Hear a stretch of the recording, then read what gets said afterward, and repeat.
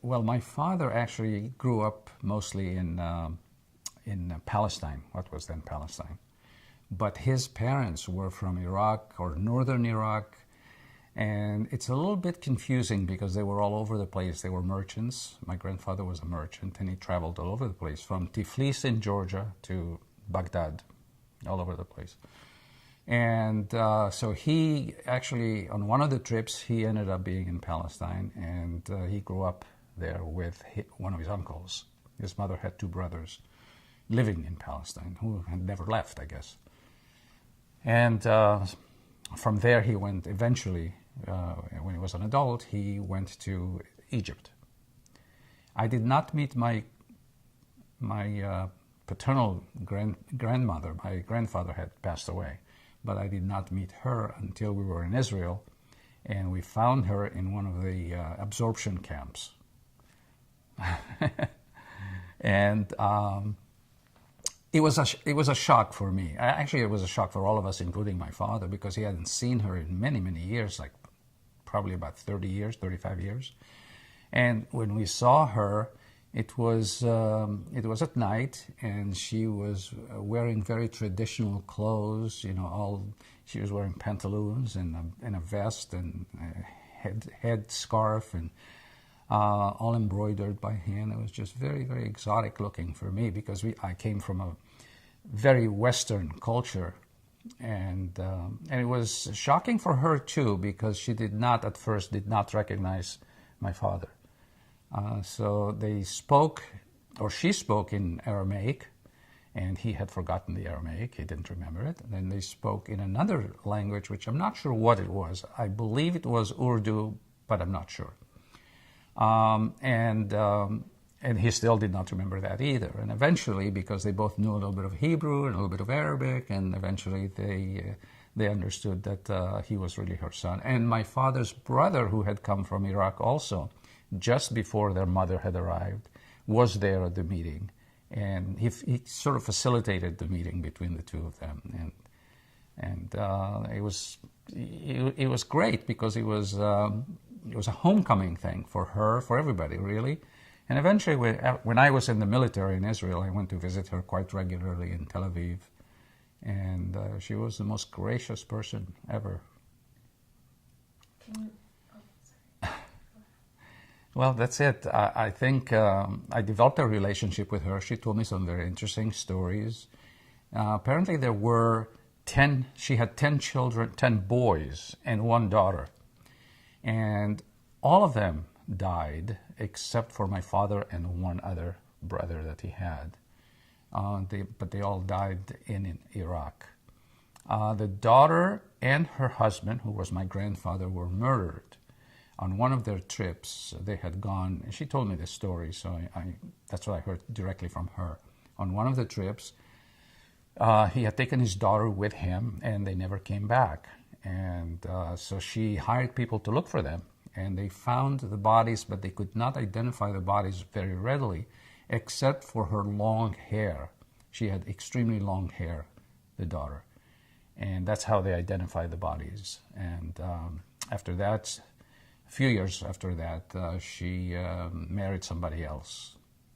But we never really had a relationship with him. My father didn't either, because, of course, he was not there. So it was different. Very different from my maternal grandmother. My maternal grandmother was in Egypt with us. I think maybe I should backtrack a little bit and explain. My father went to Egypt, and it was in the very early 30s, I believe, late 20s, early 30s. I don't know exactly when. And he met my mother. My mother was born in Egypt, but her parents were born in Turkey. And prior to that, the family had come from Spain. So they spoke Ladino at home and French, and they were very westernized because they went to French schools. And so in comparison to my maternal grandmother, my paternal grandmother was extremely exotic, with a headdress and all that. So it was to me, it was like living in, one foot in two different worlds. I was split between the two. And my grandmother, maternal grandmother from Egypt, she had 2 sons and a daughter, and the daughter married my father, and I was born in Egypt. And 2 other brothers of mine were born in Egypt. And then by the time the State of Israel was established, actually before the State of Israel was established, in 1945, my father decided he wanted to go back home. He always considered it to be home for him. But at the last moment, they changed their minds, and they decided, because of all the upheaval that was going on, the fighting and so on, they decided to continue to stay in Egypt. And they stayed until 1949. Late 49, they packed and we left. From there, we went to Marseille. And of course, we were not allowed to take anything with us because they pretty much knew where we were headed. But to be magnanimous on their part, so to speak, they allowed us to leave. We did not have passports. We did not have any citizenship from any country. We only had laissez-passer, which is exit papers that would allow us to leave the country with no return.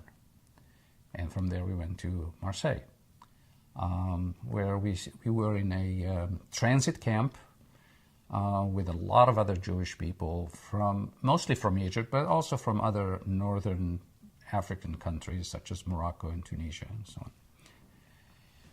And from there we went to Israel. Arrived in Israel in late 49 or early 50. And we were sent, the government decided where we were going to go.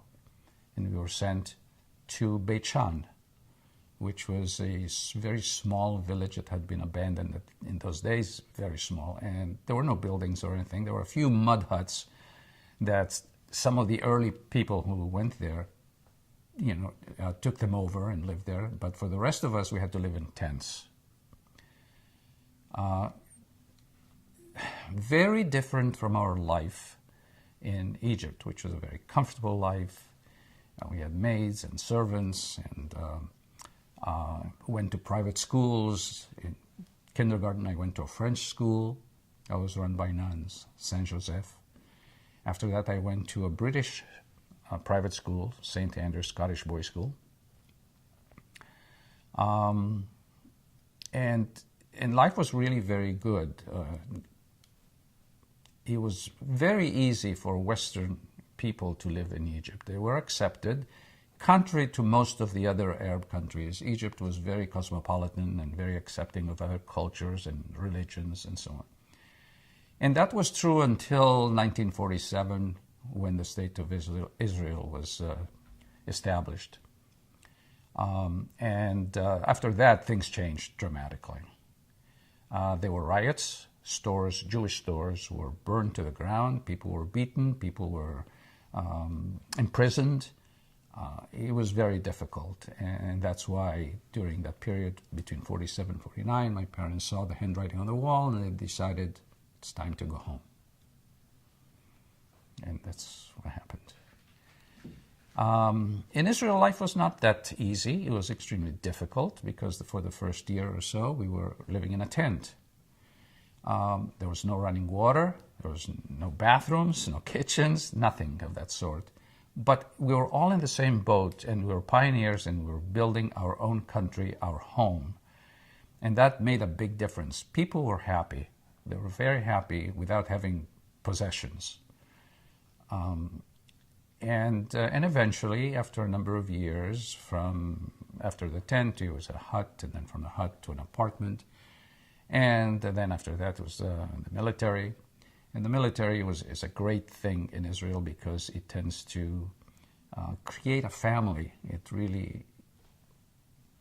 It's hard to describe what happens there, but it's a melding pot, or melting pot, if you will.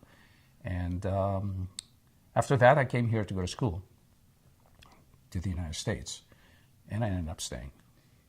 Okay, so now to rewind again. Yes. I want to go to hear more about your father's, and I'm going to just grab it. Oh, I have a pen.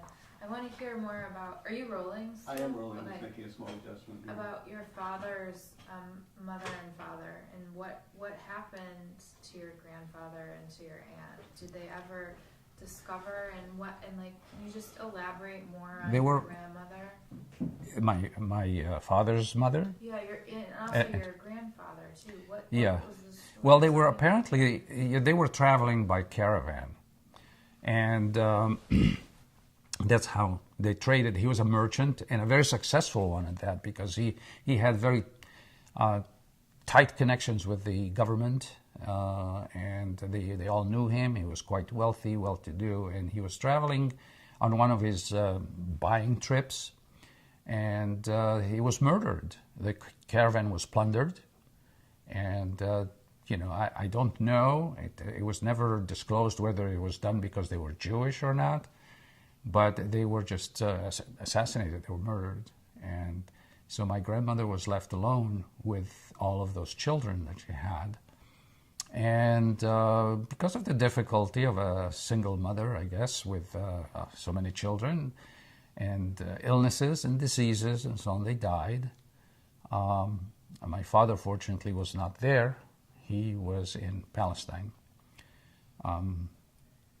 But I never got to see my grandfather, of course. I never even saw a picture of him. It's really very odd, Sarah, because they don't like to talk about those things. They don't like to talk about the bad things that happened in their lives, which happened a great deal. But whenever I tried to find out more and get to the bottom of things, it was always, well, let's just not talk about that, So can you tell me about why your father... Let me take one moment to ask this question. This crystal is making... Yeah, I noticed that. You're going to have little rainbows floating above your head. No, not anymore, you won't. Like that. Yeah, not anymore. So can you tell me about your father's path to then Palestine? What he did, why he left? I'm curious to hear more about that. Very little is known about that. He somehow managed, well, I do know the story of how he got to Palestine. He had to leave Palestine. And I do know how he got from Palestine to Egypt, I should say. Okay, sorry, we have to stop it because of the sound of that. Yeah? Oh, no, I don't hear you. Oh, you don't? Okay, No. Perfect. Sorry. I'm sorry. Okay. No problem. Can you go and start over again about your father? Yeah, my father did tell me about his trip from Palestine to Egypt. He also, on several occasions, went also to Syria and to Lebanon. I don't know what was the cause for this, but he did travel a great deal between those countries. And eventually he had to go to, he told me that he had to go to Egypt. And the reason for that is kind of obscure. I don't really know why. But he and a friend of his, an Arab friend of his, decided that they were going to go to Egypt. And perhaps it had to do with some political activity or something like that, but I do not know for sure. What kind of political activity? Well, he probably was involved in establishing the State of Israel, or working towards the establishment of the State of Israel. But I don't really know. And he actually walked from Haifa in Palestine all the way to Egypt. And because they didn't have GPS or maps or anything like that, they actually walked along the railroad tracks. And there was a railroad that went all the way into Egypt in those days. Those tracks were there until 1967, when Israel pulled them out to build bunkers. In the middle of the night, they managed to sneak into Egypt because they had no papers at all. They managed to sneak into Egypt by riding one of the trains that was crossing. And that's also a saga as to how they did that, because the way they did it is they instead of getting inside the train, they got under the train, the railroad car, and they tied themselves to it. And that's how they managed to cross without being detected. Yes. My father was a man's man. He was an adventurer. And it was a very serious kind of a guy, too. There was no fooling around with him. And that's how he came to Egypt. And while he was there, the first job that he had actually was driving a truck, and he was driving trucks from Cairo to Alexandria, and eventually he got into some sort of business, which I don't really know too much, because by the time we left Egypt, I still was very young. Did he ever talk about or express his Iraqi Jewish heritage at all? Was that a big part of his identity? No, because some of them were born. Some of the children, his siblings, were born in Tiflis, Georgia, and I think it was part of the Kurdish community that was there at the time. So they were moving around, but he didn't talk too much about that. He did mention that Tiflis, or Tbilisi, as is otherwise known, he did mention that to me. But he didn't really talk too much about the Iraqi background. My uncle did, the one that I met in Israel when they came from Iraq. They came from Baghdad, and he told me a great deal about what life was like over there. It was very comfortable. It was not good. Yeah, they were accepted. But every once in a while, there were upheavals, against the Jews, that is, contrary to what was happening in Egypt. In Egypt, it was not that way at all. Egypt was really a very international country. I mean, we had people from France, from Italy, from Greece. We had Jewish people, we had Armenians, a lot of different cultures. And as long as the King Farouk, was in power, everything was just fine. Again, they traveled around a great deal between Iraq and Kurdistan and Georgia and Russia. So, it's hard to say exactly what they were. I do know that they were Mizrahim, for sure. So either they were Kurds or they were Iraqis, but mostly they were Jewish people who just traveled around.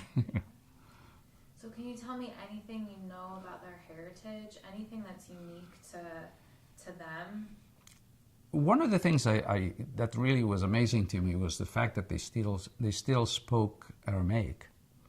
And from biblical times, they spoke it fluently. That was their language. And that was the language that my grandmother spoke to my father when she met him. But he didn't remember it anymore. And that to me was amazing, that after, 2,500 years or so, they still spoke that language. Other than that, I really, I didn't have too much exposure to that culture.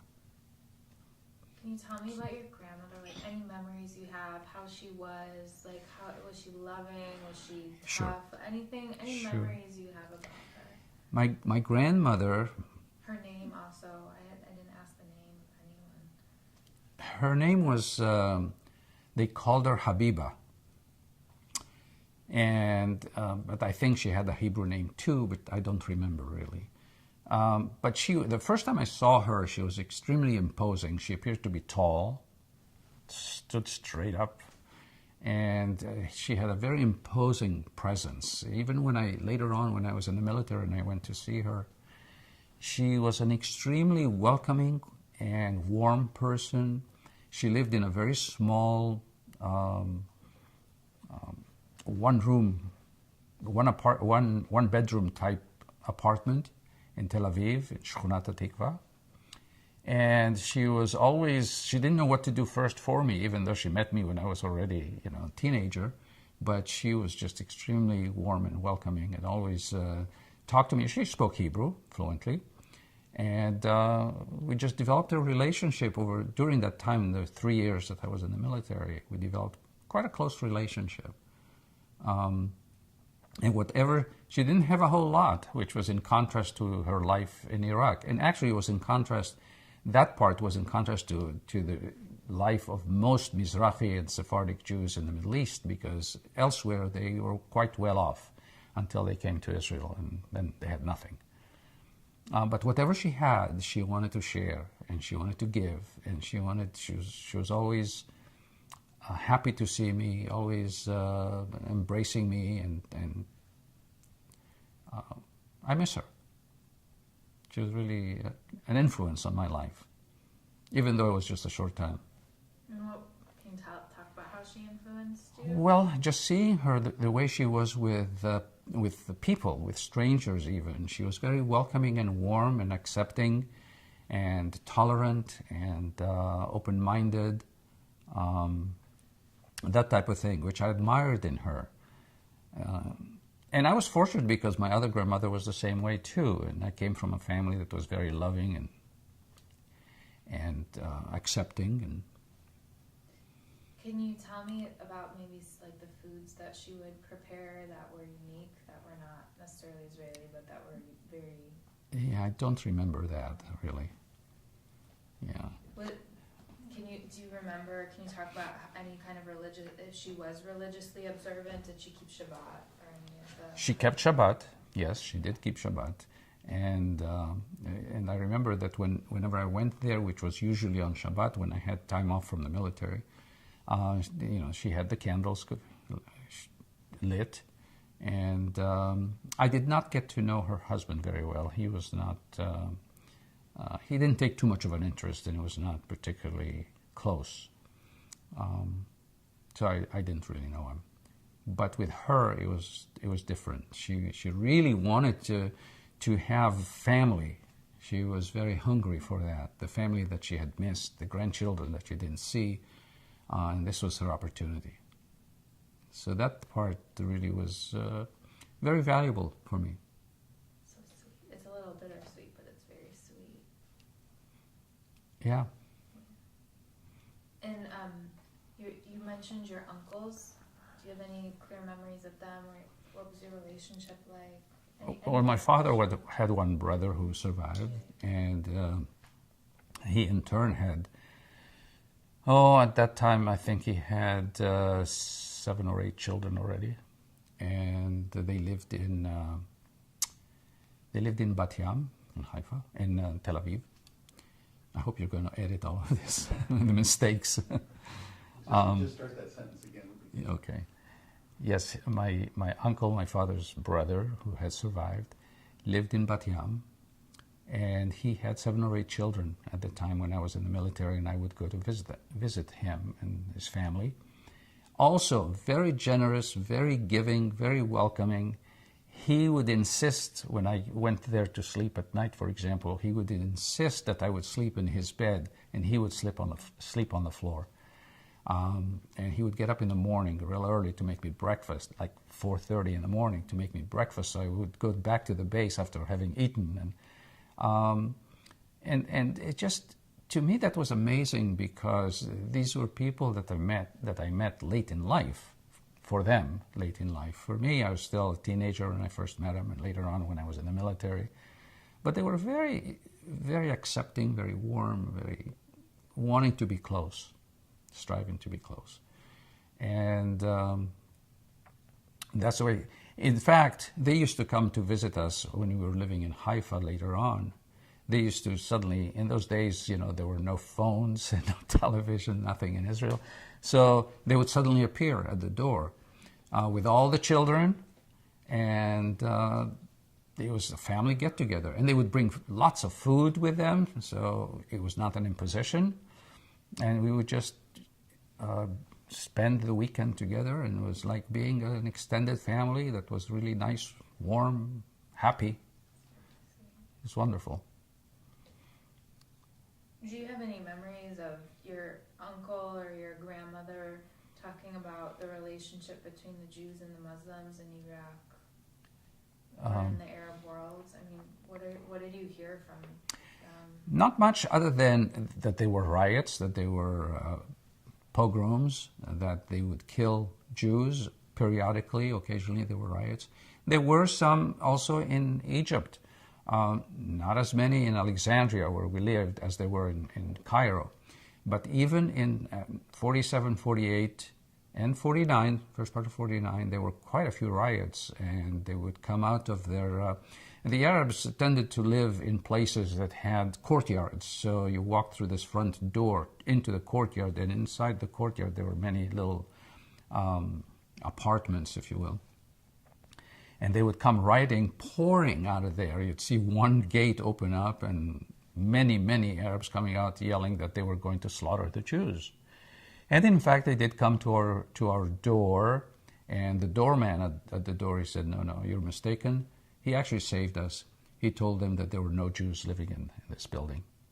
And he actually really did save us. But it was frightening. It was quite frightening.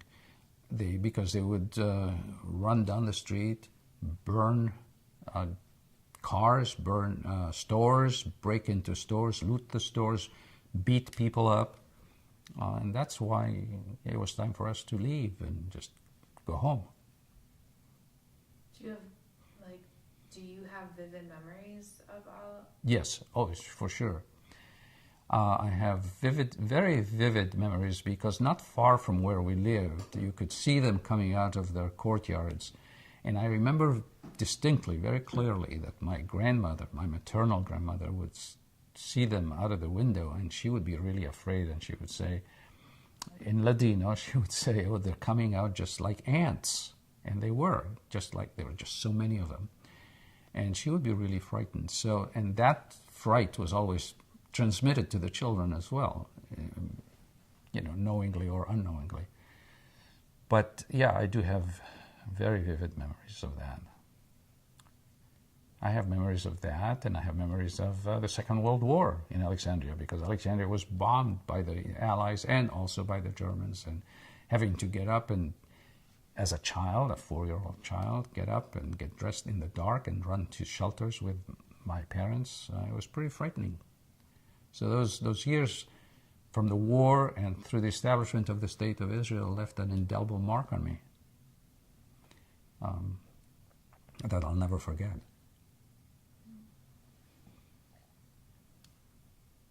Can you talk about your mother's parents a little bit more in more detail? Sure. My grandmother had come from Turkey, and she had 2 sisters. And one, when they left Turkey, one went to Paris, one went to Italy, and my grandmother came to Alexandria with her husband, and who was also a Sephardic Jew born in Turkey. So they fled Turkey because at that time it was around the First World War, and they were drafting all the young people, and my grandfather was about to be drafted, did not want to be drafted, and that's why he left Egypt. He left Turkey. And life for them was quite difficult, actually, at the beginning in those days. It was quite difficult. But my grandfather passed away when he was 36 years old. And he either had a heart attack or an aneurysm of some sort. And so he actually passed away before I was born. I never got to see him or meet him. But he left my grandmother with 3 children, 2 boys and a daughter, my mother. And the boys, one went to Israel. He went to Israel early 1949, just before we did.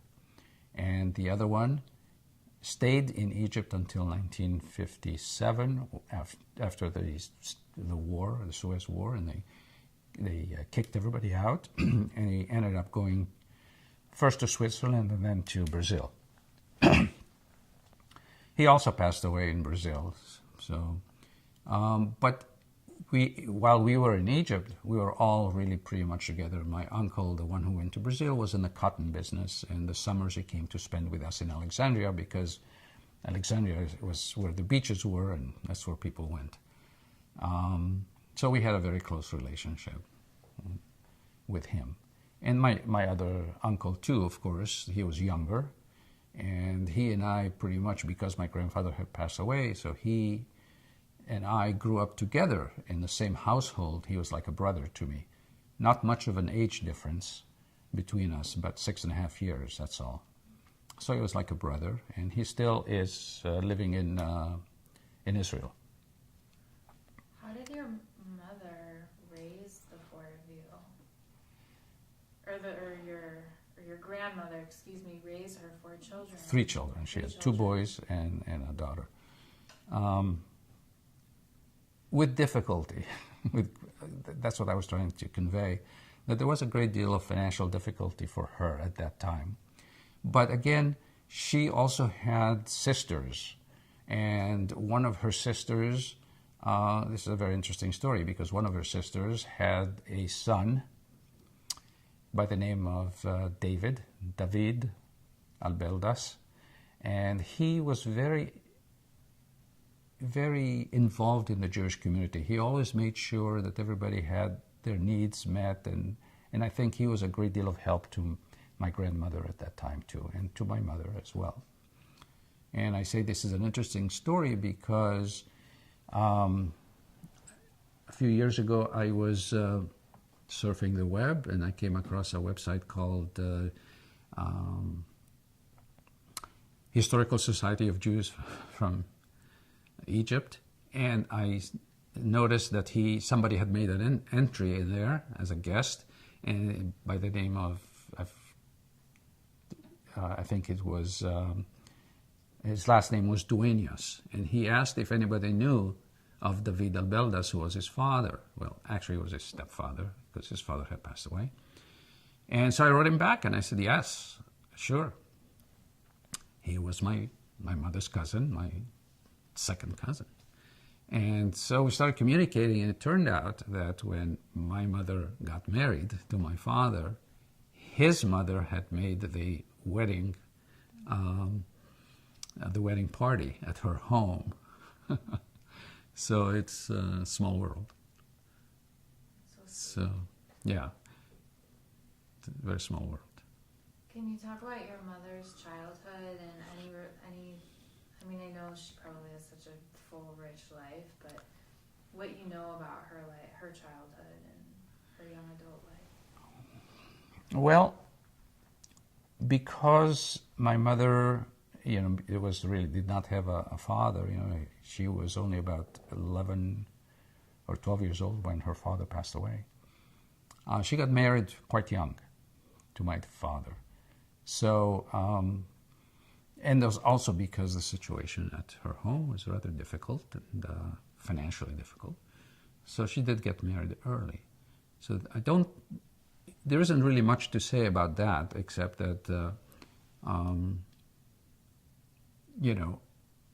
getting married to my dad was really very helpful for the family, basically, because in a way, he raised my uncle, the younger boy, and he helped the family. So, Can you talk not much that I can say there. Can you talk about how your parents met each other and how that was arranged, especially since your mother was an orphan in a sense, she didn't have a father? How did your parents meet each other? Can you talk about that? Yeah, I don't think I want to. Really? Well, I can tell you. But the story goes that my father was actually sitting at a barber's shop, and he saw my mother walking by. And he turned to the barber and he asked, "Who is this girl?" And the barber said, "Well, she lives in the building next door or something, and she's so-and-so." And she was only about 16 at the time or so. But he warned my father. He said, "You leave her alone. This is a very good family, fooling around," and so on. And my father, when he just saw her, he decided he was going to marry her. And he went, actually, and met my grandmother, and the first thing he did was become friendly with my grandmother. And got to know my mother, and that's how he did it. And eventually they got married. Do you think that for your mother it was also a marriage of love, or was it a marriage? It took a while for her. She was very young, and she really was inexperienced yet in the world, you know. And so it took a while, and then she realized that he was a very good man, and that he was somebody that she could love, and she did fall in love with him, obviously. So how did they settle into marriage, and where were they, and what were those first few years like? Well, they got married in a synagogue in Alexandria, Eliyahu Navi, beautiful synagogue. That's where we used to go also for the holidays and sometimes for Friday night services as well. I'm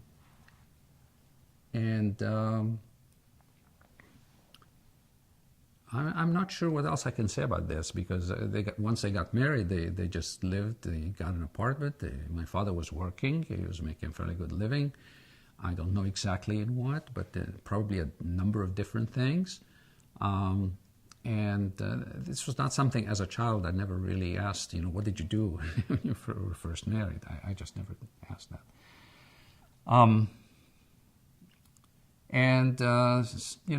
But eventually they were comfortable enough for me and my brother to be able to go to private schools, to have maids.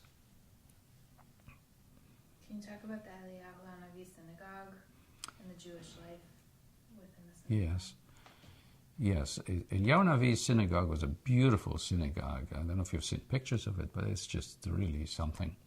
And we used to go there, and I was always, in contrast to how synagogues operate over here, there were no dues over there, but the only thing that they did is the aliyot, were auctioned off. And I remember, the service would come to a standstill, and then they would auction off a aliyot. And that's how they raised the money to maintain the synagogue. And there was a choir. My uncle, my mother's brother, used to be, as a child, in the choir. And it was a very touching and moving experience for me to be there with my father, especially during the high holidays, when during the blessing of the Kohen, or even while they were blowing the shofar. In our tradition, you're not supposed to watch that. You're not supposed to look at the person who's blowing the shofar or giving the blessing. So he always used to cover our heads with his talit. And to me, that to this day, whenever that happens, and in the synagogue, I feel transported back to those days as a child and how I felt when my dad did that to us. But it was an awesome place. And I remember one of the traditions that we had, for example, on Yom Kippur, was we had lemons that we put cloves into the lemon, and that was supposed to help us from fainting. And so during the services, we would be smelling that, and like a lot of people in the synagogue. But my father knew Hebrew in Egypt already because he had come from Palestine, but the rest of us did not. I did not. I did not learn Hebrew until I got to Israel. So the women and the men were separated. The women were behind partition. And it was wonderful to hear all the Sephardic and Mizrahi traditions of singing, and the men singing in high voices, strong voices. That brings wonderful memories to me. Yeah, it was a beautiful synagogue, and the grounds were always really nice. Not far from our home, we used to walk there. What was the relationship like between the Jewish community in Alexandria and the Muslim community there? You can talk about that. As I said, it was really good. Because of the mixture of different cultures and religions in Alexandria, which is what I can really talk about, it was always very good. And when they came to the door, during the riots. Can you get into more detail? Say during the riots and whatever year it was, and Because it's kind of a little out of context. There were a lot of riots in Egypt, so if you can be a Yes. little more specific. Well, these were riots that really, the worst riots started after the establishment of the State of Israel. So in 1948 and 49, there were a lot of riots. And that's when they used to come pouring out of their homes, threatening to slaughter all the Jews, to cut their throats. And they did come to our door, and the doorman actually turned them away, protecting us, saying that there are no Jews. They knew there were Jews there, but he claimed there were no Jews, and he turned them away. And as I said earlier, they would just continue running up and down the streets, breaking the stores that they knew belonged to Jews. And Jewish people owned a lot of very high-end department stores. And I remember very fancy department stores in those days for that time.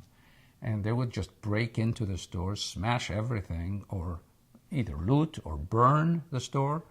And if they caught any Jewish people, they would beat them up.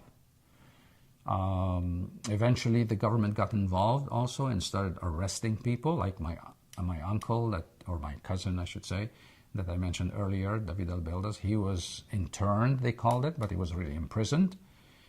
And a couple different times. And he was never let out of Egypt because, as punishment for being involved in the Jewish community, they would not let him out. So he actually died in prison. Yeah. He managed to get his wife and children out of Egypt, and they went to Israel, some of them came here. They're now in Florida. But he died in Egypt. He could not, they would not let him out. What years? Well, this was in the mid-50s, probably around 57, 58. I heard about the imprisonment of the Jewish men in the 60s. I didn't know it also happened. Well, the first time it was after the Suez War that Israel and France were involved in England. That's when he was imprisoned for the first time. After that, in the 60s, again, he was imprisoned again. And he was there for 2-3 years in prison, and that's where he eventually died. In the 60s, he died. But so, for them, for the people who were, I should say, after the establishment of the State of Israel, people who identified themselves as Jews, or who were involved in Jewish activities, youth movements, for example, that sort of thing. These were the people who really bore the brunt of it, and they were interned or imprisoned or kicked out or beaten by the government, not just the mobs. Can you talk about your memories and your experience? And first of all, how old were you when you left for Israel? You were very young. I was 10. So do you remember Alexandria clearly? Like, yes. On the street? So what were your friends like? What was your day? Well, okay. In my school, St. Andrew's Scottish Boys' School, we were mostly, with the exception, I think, of that I remember, one Arab student who came from a very wealthy Arab family. The rest of them were either Jewish, mostly Jewish, but also there were some Italians and Greeks. In fact, some of my Jewish friends from my class are currently living in Italy. They went to Italy. It was, as I said, it was a private school, a lot of wealthy people there. And I remember just spending, the Saturdays was the day that the kids got together at the park, and we played all kinds of games and went to the movies and together. It was very safe in those days because it was before the State of Israel. And it was very safe. Nobody really bothered us, and the fact that I would walk to the park by myself was of no concern to anybody, really.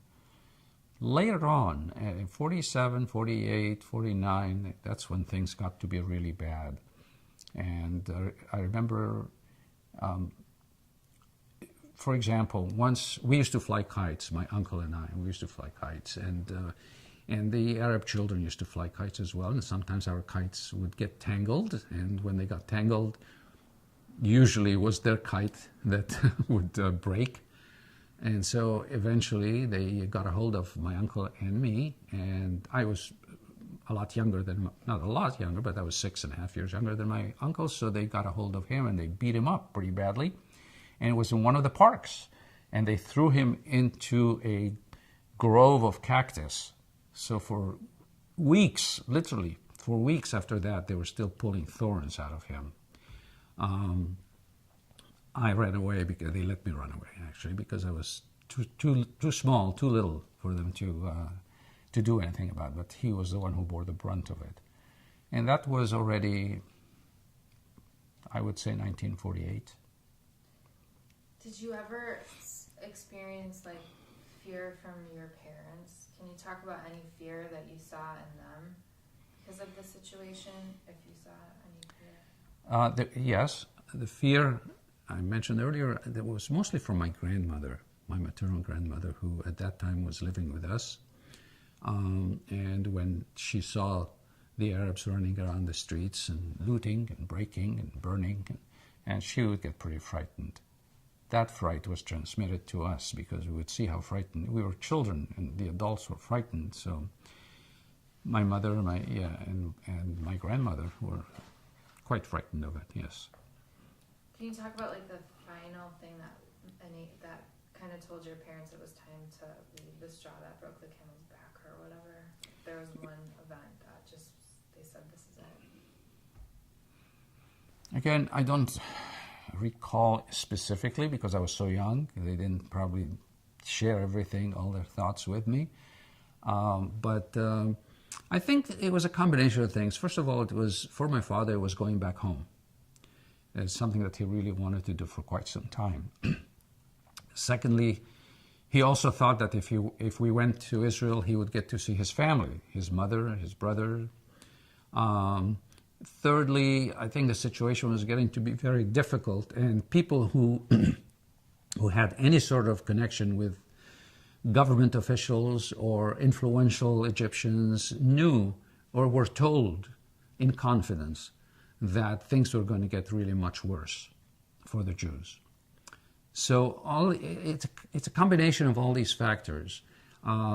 The Jewish people were not able to get the jobs that they had before. They were afraid. We all had maids and servants who were Egyptian Arabs, and that was an element of fear because they were in our homes all the time, and we never knew what they were going to do.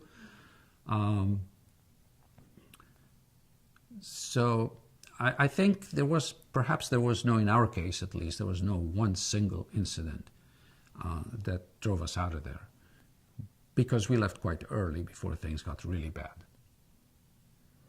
Can you talk about the day you left, your memories of it? The day we left.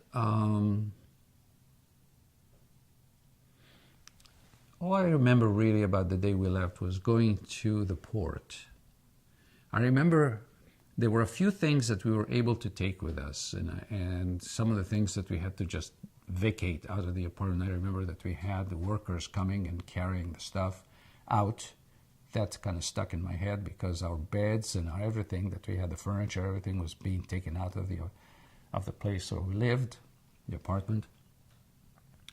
And then being driven to the seaport by one of my uncles, and standing there and saying our goodbyes and not knowing if we were going to see each other again, especially the uncle who, my mother's brother, not the youngest one, but the middle one, who was very close to me because as a baby, as a little child, he used to spend a lot of time with me and help raise me.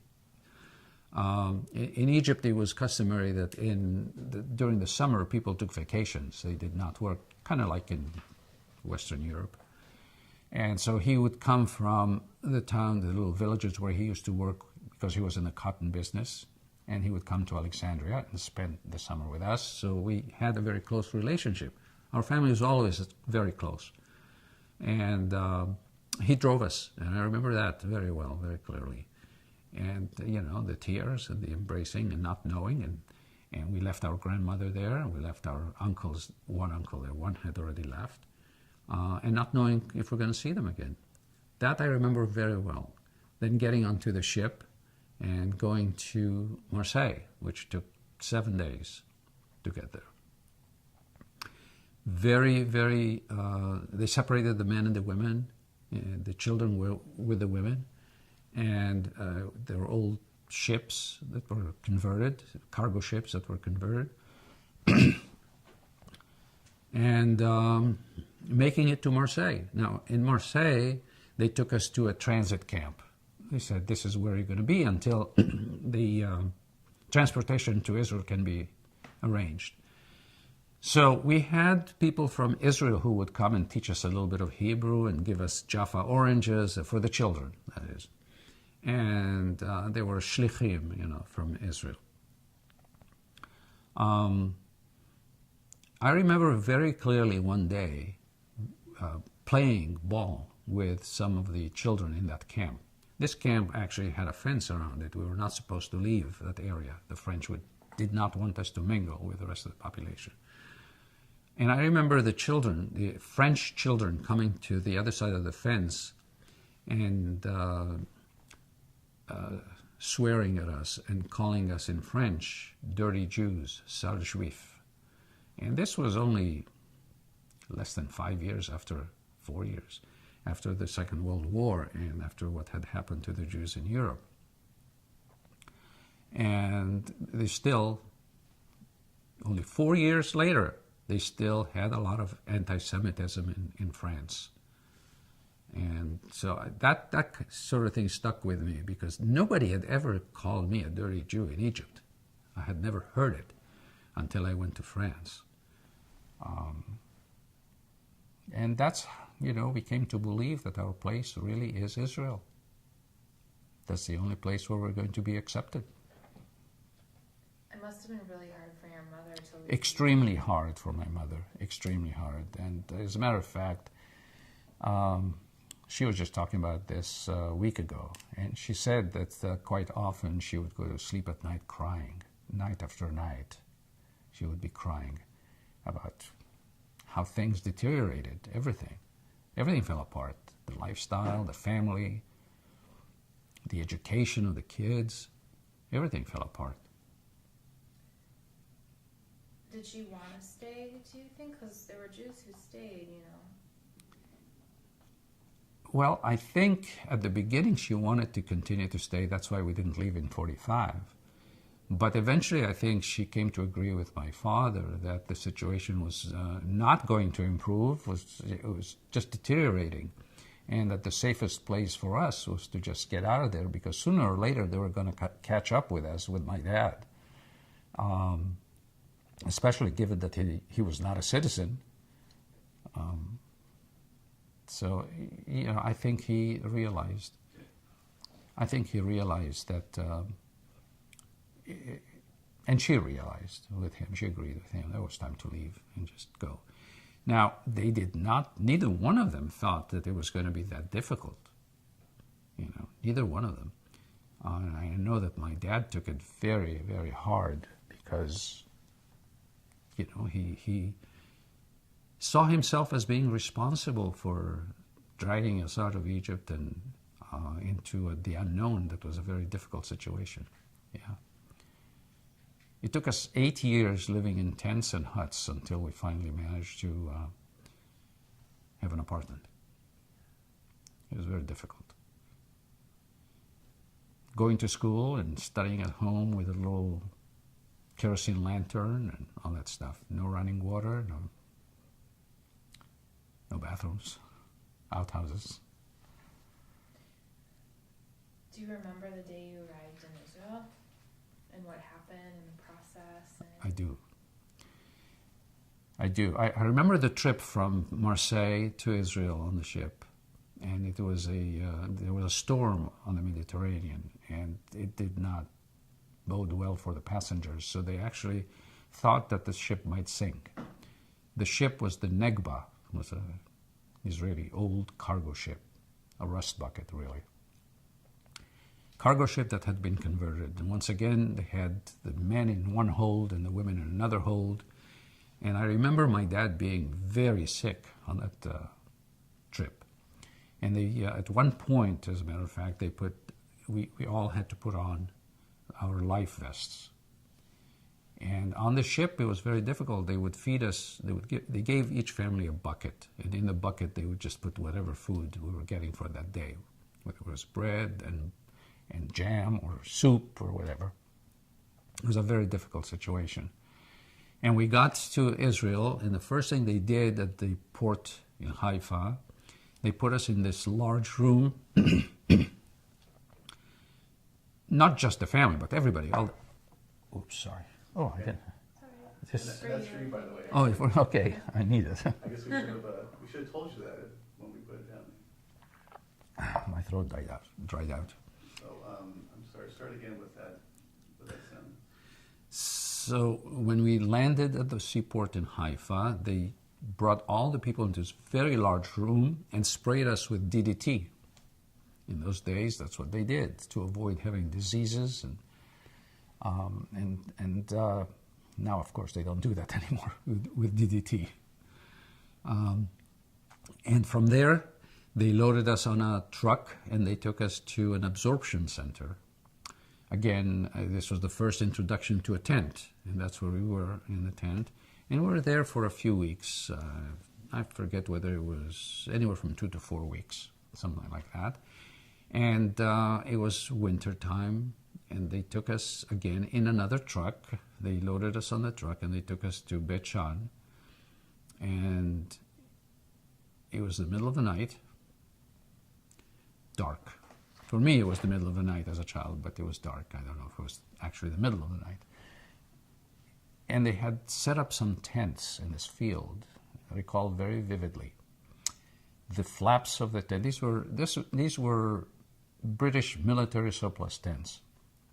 The flaps were raised up, and you could see inside the tent there was just dirt and thorns, weeds and thorns. And the first thing we had to do was to clear. They basically told us, choose a tent. This is where you're going to be for a while. And the first thing we did was clear the thorns and the thistles, and they gave us straw mattresses, cots, individual cots, and straw mattresses and blankets. A blanket, basically. There was no heat or anything. Yes. My mother was... But bless her heart, she kept the family going, and she kept the family together. And my father had purchased a large truck because he knew, in France he purchased that, because he knew that in Israel there was going to be a lot of construction. They'll need roads, they'll need buildings, they'll need all that stuff, especially since he came from there. So he knew that there was nothing there. And so when they sent that, we could not actually go and live wherever we wanted to live if you wanted to get government assistance. Otherwise, you'd have to follow the rules and go to where they sent you. And so we went to Bet Shan, into that tent, and my father started working, basically transporting workers to the road where they were building. It was the road along the Jordanian border near Kibbutz Gesher. And he would take the workers there, and sometimes he would work alongside them with pick and shovel, and which was totally different from what he was doing in Egypt. But my father was the sort of man that he didn't shy away from hard work, and he knew his responsibilities were for his family, and whatever it took to take care of the family, he did it. He was that kind of a man. And, you know, that's how we managed. It was very difficult, but that's how we managed. Fortunately, because he brought the truck with him, he also brought with him equipment to open up a garage, because he knew that that's going to be necessary. So he brought replacement parts for trucks, he brought tires, he brought all sorts of things to open up a full garage. But when we got to Bet Shan, his was the only truck. There was nothing else. There was one other person who had a small pickup truck, but Nobody had any other vehicle. So there was no need for a garage. The stuff sat in the port in storage for a long, long time, and eventually it was sold just to cover the cost of the storage.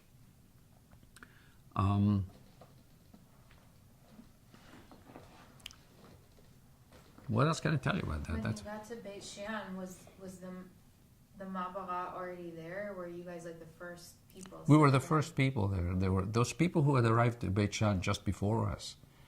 Oh yes, there's one more thing I could tell you about Beit Shean. People who had arrived just before us to Beit Shean, they took the little mud huts that the Arabs had left behind when they fled. But the rest of us did not have that luxury. We just had tents. And they had just erected, the authorities had erected those tents, and people were just pouring in from everywhere, from Yemenites and Egyptians and you name it, from everywhere. And that's where we lived. Iraqis were alongside us. I mean, and nobody had a common language. So, you know, it was very difficult to communicate. But eventually everybody started to learn Hebrew.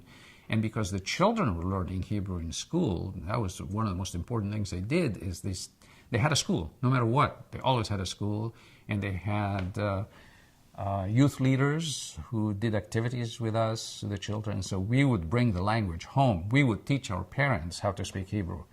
And as children normally are, we didn't want to talk, to speak in French or English or whatever the other language we spoke at home. And we did speak several languages at home. We spoke French and Spanish and English and a little bit of Arabic, not a whole lot because we were not really very integrated into the Egyptian, not having been there for many generations like some other people. That was a little bit different. What was this like for you? We're still rolling. It's just that the earth is turned in such a way that I need to change something really fast. Your poor mother. It was very difficult for her. It was very difficult. Yeah, she. Privileged life in Egypt. Yeah. She was just thrown into something that she did not expect or anticipate and didn't know how to deal with it. But she rose up to the occasion, and she's a remarkable woman. Yeah. In the Mabaot, were there other Sephardic Jews? Yes. Yeah, there were. So There were. she was able to speak Ladino. Yes. Yeah. And that's what happened. So one of the families that we befriended in the Mabara, in Beit Shean, they were from Cairo, actually, but they were Sephardic Jews. And they got a permit to be able to move, to transfer their family, to Tira, which is near Haifa. And they asked my father to transport them with their belongings. And my father did that. He transported them, and he came back and he said to us, "We are moving." I said, my mother said, "What do you mean we're moving? Where are we going?" He said, "We're going to Tira. It's closer to Haifa. We're going to be out of this Beit Shean." And she said, "Well, where are we going to live?" He said, "I padlocked the place." He got a padlock, and it was a prefabricated Canadian hut, single wall, very small, about the size, smaller than these two rooms actually, smaller. And he just padlocked it, and we moved there. And then after that, the authorities came and tried to evict us because we didn't get a permit to move there. So that was a whole big fight. I'm so curious to ask you this, and this isn't related necessarily to this interview, but Beit Shean, there were a lot of Palestinians in that whole area. I mean, wasn't that an area where there were a lot of Arab communities?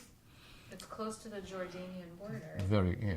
Very close, about a kilometer and a half. Was there any awareness amongst the people who were settling there? Like you said something about the Arab huts, that there was another population of people who fled there, or that?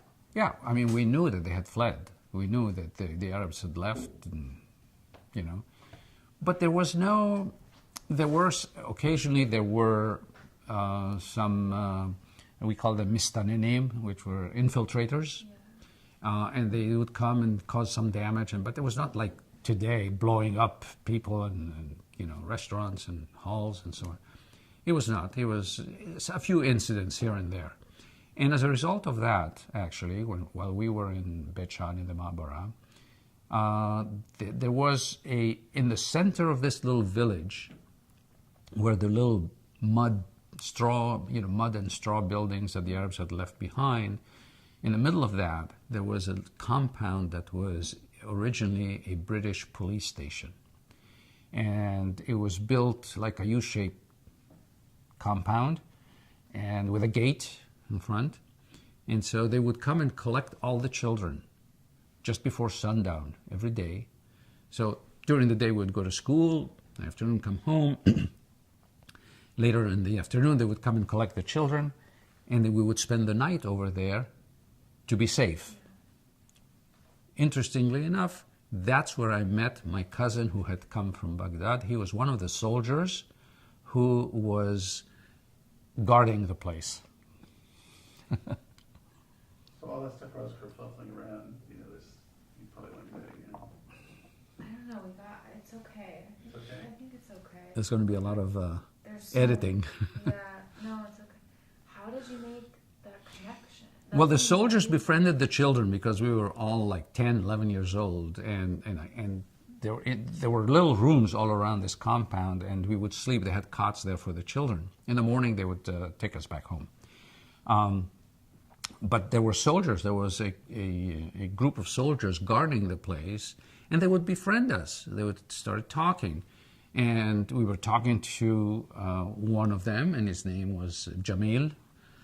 He had come from Iraq, and we started talking. Well, who's your father? Who's my father? And it turned out to be he was my first cousin, who had come from Iraq. His father, Yitzchak, was my father's brother, and so that was nice because as a 10-year-old, 11-year-old, this guy holding this big gun is my cousin. So yeah. That's amazing. And that must have been like a ray of sunshine in kind of a hard time too. It was. And occasionally, they would come from the kibbutzim, like kibbutz Bet Alpha, for example, which was right next to Beit Shan. They would come, especially Friday nights. They would bring with a cart that was drawn by a couple of mules, and they would come with bales of hay on the cart, collect all the children and take us to the field somewhere close to the kibbutz. And they would teach us how to sing in Hebrew, and they would have, it's a kumsitz, if you will. They would have a fire and would roast potatoes and sing Israeli songs. So for us, for the children, it was not a bad deal. It's for the parents. For us, it was camp. It was a different sort of camp. Israel's always camp for all children. I feel like. Yeah. I mean, I hadn't gone camping in Egypt, but this was it, Wow, that's so amazing. So. You're like a founder of Beit Shan. Yeah. Yeah, and the roads to Beit Shan, he was very involved in building them to Kibbutz Gesher. He was involved in the national waterway that they have in Israel. He was involved in building that. If you've been to Beit Shan, then you may have gone to Sachneh, which is an oasis. It's a little oasis. In those days, it was a very small oasis, and that's where they got the water from. He was involved in that, so yeah. I remember Beit Shan being hotter than It's hotter than blazes over there. And every day, like clockwork, at 2 o'clock, between 2 and 6, the winds would pick up and blow like a furnace. Yeah, it was terrible.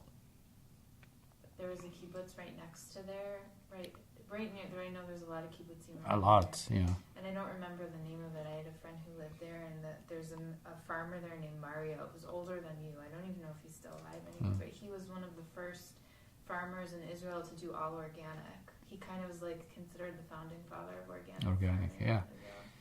Well, there's kibbutz En Harod from Afula going towards Beit Shan. You have En Harod, Neveitan, Beit Alpha, a few others, Gesher. So in all of that time, did your mother ever say, I want to go back to Egypt, or get me out of here, let's go back to France, I can't do this? No, she didn't. I never heard her say that. Never complained. And what happened with her family? Did any of them come to Israel? In 1956, my grandmother came. And then her son, who had stayed behind, stayed until 1957. And in 1957, he and his wife and children left. And they went first to Switzerland. He was in the cotton business, but they went to Switzerland. And of course, being in the cotton business, Switzerland is not ideal, so they went to Brazil. He came to Israel, actually, but he decided he did not want to stay in Israel. What about your uncle that was like a brother to you, the one who's only a few years old? He stayed in Israel all these years, yeah. He's, sadly, he's quite ill now.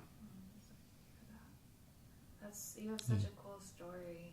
Yeah. So, again, this is not like, well, it is relevant. Did you experience a lot of racism when you were growing up in Israel? Yes. Yes.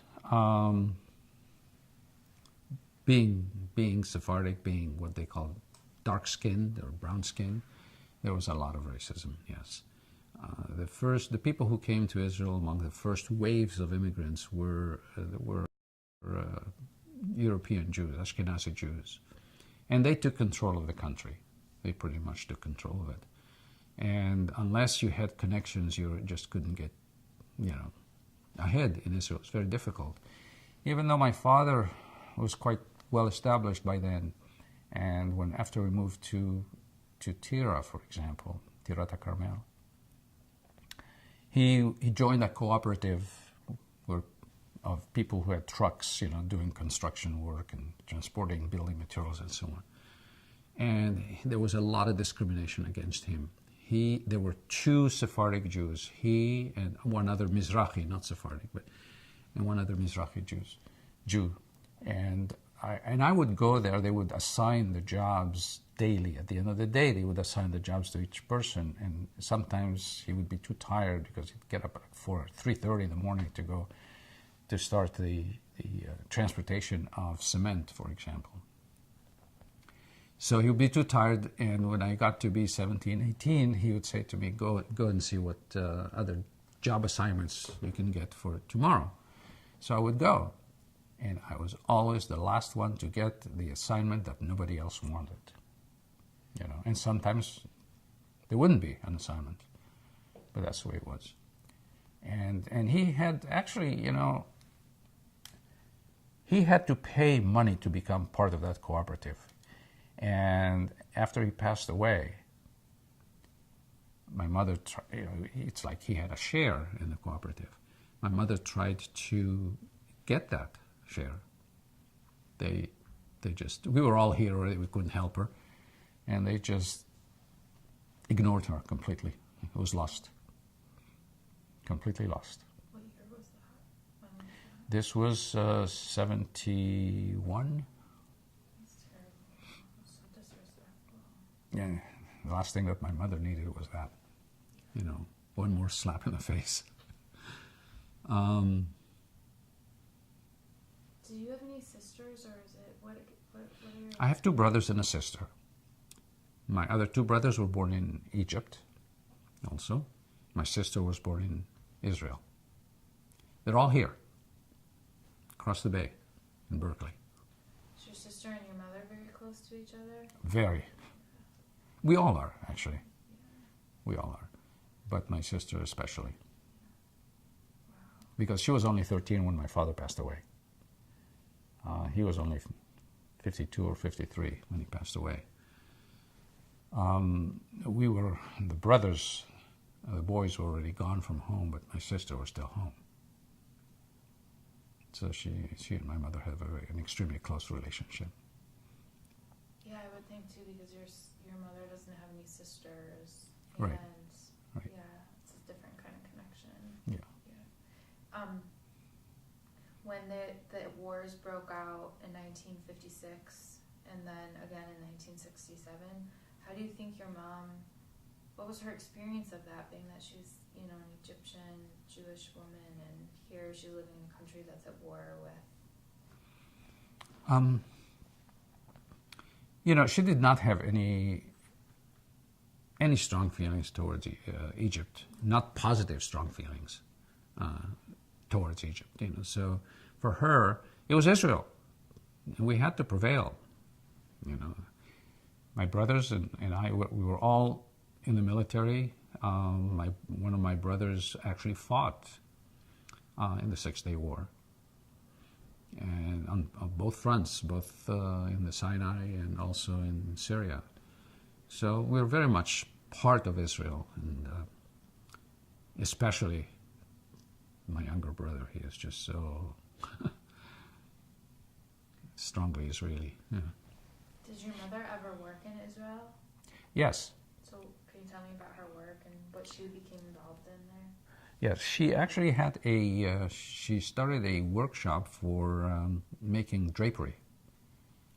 And that's what she did, especially after, and she actually started it while my father was still alive, and she would make the drapery. And in Israel, it's a big thing. The drapes are a very important thing. People replace the drapes like every 2 years or something. So she actually was doing quite well, and my father would do the installations. Later on, when he passed away, my brother was doing the installations, and so she did that until she came here.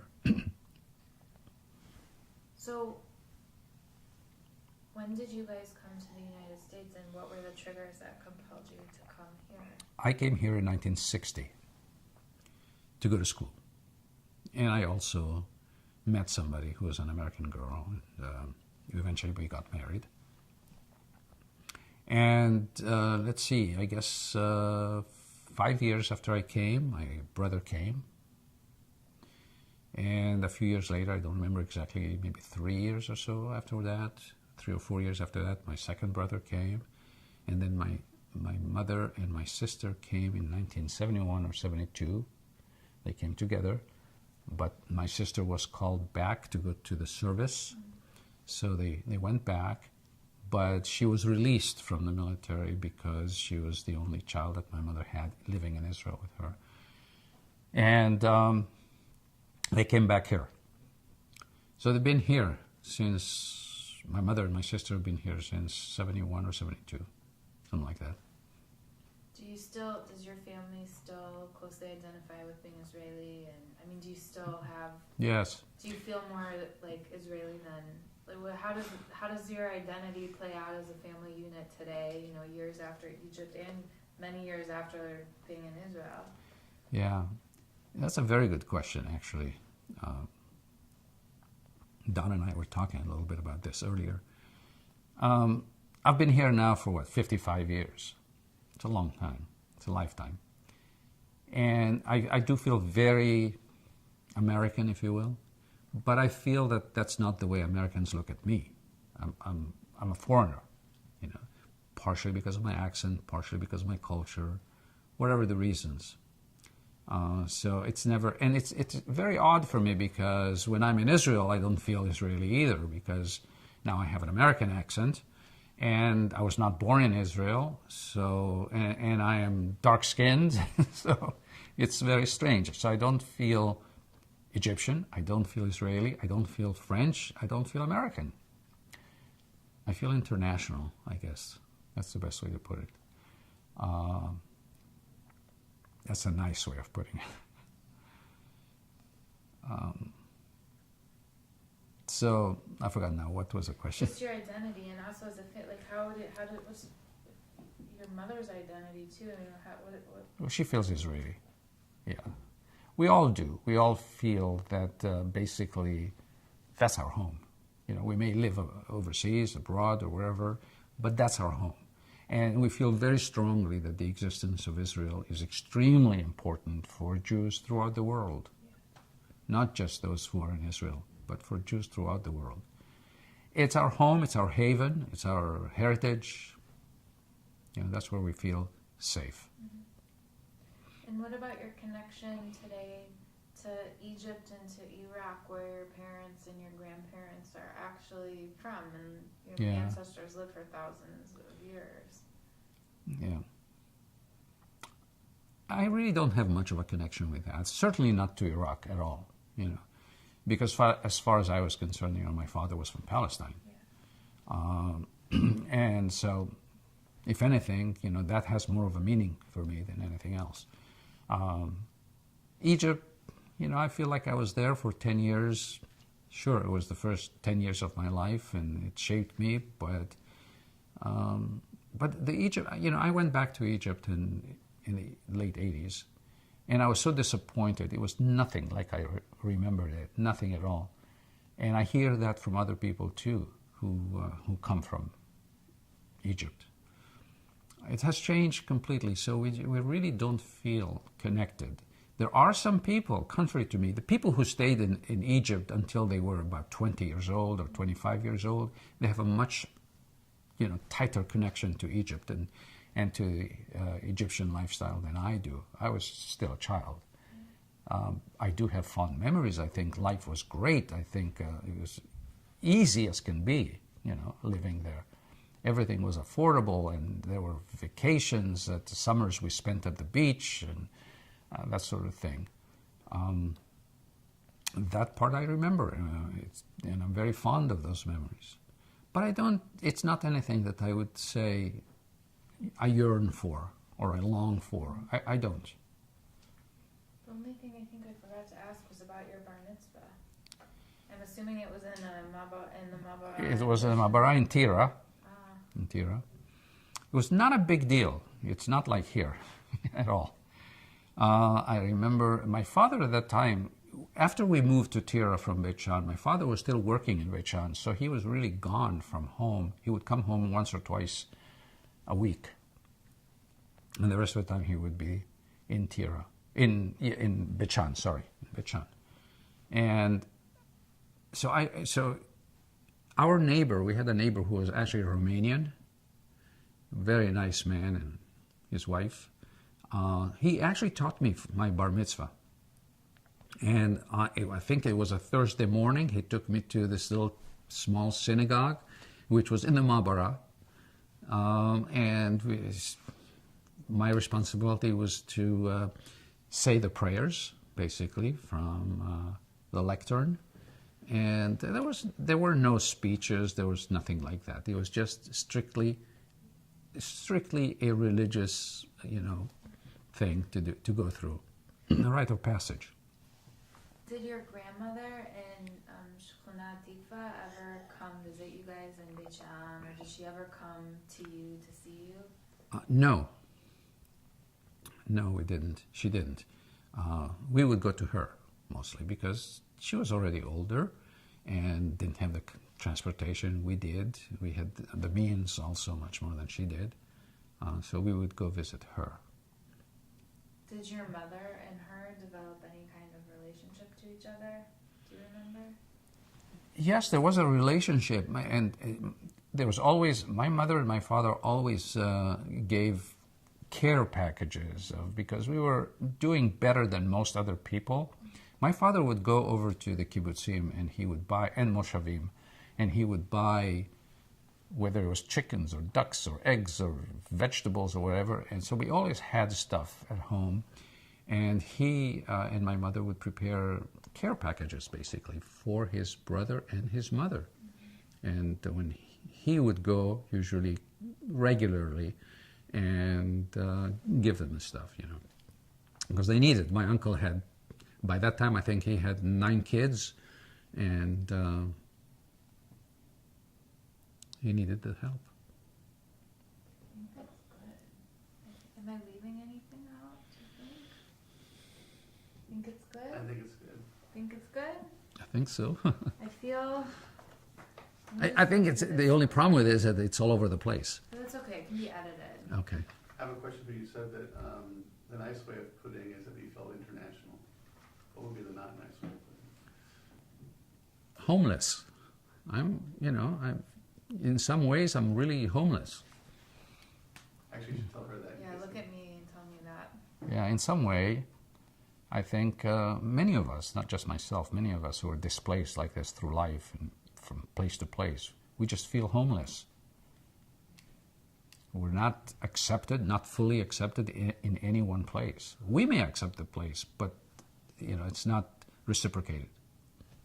What about your Judaism? Has that provided you a feeling of identity at all? I mean, how does your Judaism play into all of this in terms of your identity? I very strongly identify myself as being Jewish. I'm more of a traditionalist Jew as opposed to a religious Jew. Unfortunately, I have seen some things that should not be there, what I'm about to say. You can edit it out. Yeah. I have seen some things in organized religion that I dislike tremendously here in this country. And so that sort of has pushed me away from it. But I am more of a traditionalist. I mean, I observe, excuse me, the holidays. We do, Shabbat. But not more than that, really. Yeah. That's been a source of disappointment for me, by the way, what I saw here, because I was executive director for 2 different synagogues here. One was Shereth Israel in San Francisco, and that was a very negative experience for me in terms of the clergy and in terms of some of the members of the community. And then I was executive director at Kol Shofar in Tiburon. That was a more positive experience, but nevertheless, I came to realize that for a lot of the clergy, it's not because, see, I grew up believing that a rabbi is a sage person, a leader of the community, somebody that you can turn to for advice and leadership and so on, and somebody who can pull the community together. We all looked up to the rabbi. That was my background. I held them in very high esteem, and we were all in awe of the rabbi, righteous people. And that's not the case. What I've come to realize is that many, many of them, not all of them, of course, but many of them are in it because, well, for a variety of different reasons. Let's put it this way. Like what? Well, one of it, the money. Some of them, it's just strictly for that. Another is because their egos, to a large extent, that's what it is. But I've come to realize that they are just no better than the rest of us. They're just human with all the frailties, and maybe a little bit more so than many of us. Yeah, American Judaism is kind of a strange thing. Mm-hmm. You can turn it